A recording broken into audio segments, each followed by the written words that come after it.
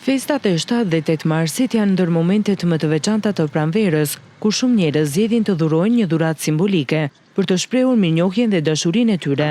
Në Shqipëri 7 marsi njihet si dita e mësuesit, një ditë kushtuar figurës së mësuesit dhe rolit të tij në edukimin e brezave.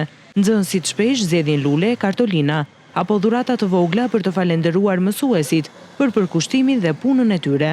Diçka të veçantë që t'i ngelet si kujtim. Një çantë që ta ketë si më simbol se ajo e mban më shumë. Për mamin çfarë keni menduar?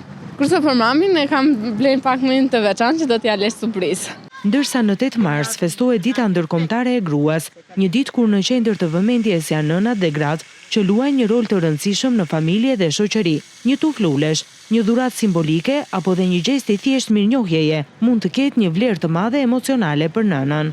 Në mendimin tim nuk ka rëndësi vetëm vlera e dhuratës, por mund të ketë një vlerë simbolike dhe ka më shumë kuptim. Dhe i përgjith? Po.